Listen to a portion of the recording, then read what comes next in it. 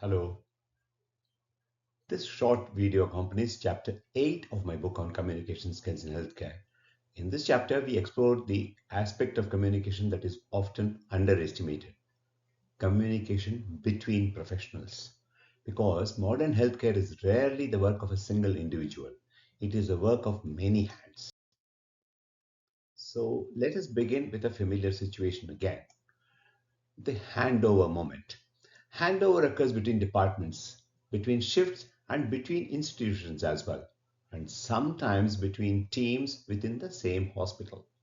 This is the moment when responsibility changes hands, and unfortunately, this is also the moment when we can end up finding that care can get fragmented.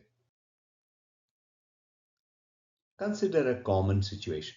A patient is transferred, the file arrives, but the person does not. Or vice versa. Sometimes a person arrives, but there is no file accompanying them. What gets lost in this process?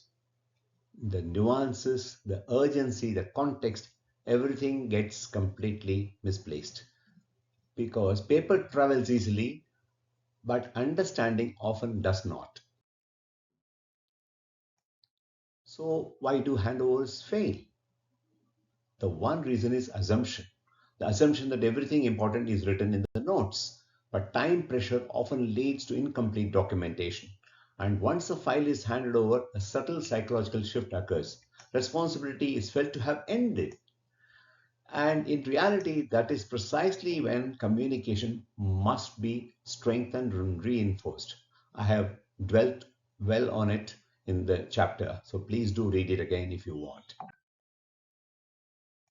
Often the most important details are the ones that never appear in writing: pending investigations, subtle warning signs, family concerns, fears experienced by the patient, and sometimes the clinician's own intuition, which may be very, very important. Sometimes a gut feeling is what actually finally turns out to be true. We all know that. So these unwritten details may matter very greatly if communication is not perfect. Another difficulty arises because different disciplines see problems differently. Surgeons, physicians, nurses, technicians, each group speaks a slightly different professional language. Each prioritizes different tasks. When alignment is missing, misunderstanding becomes inevitable. So, what does a good handover look like? It is brief but structured. Responsibility transfer is clearly stated.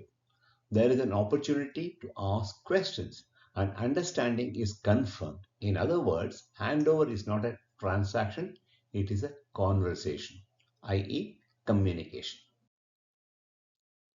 Several tools can help improve transactions and handovers. Structured frameworks like S bar, the details of which are given in the chapter, simple checklists, electronic records, but all these tools should support actual communication. They should never be in lieu of it or replace it. Human conversation remains essential in ensuring patient safety when the transfers are done.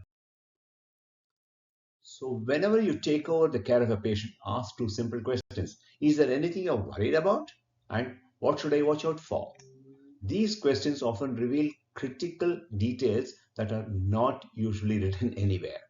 Shared vigilance protects our patients.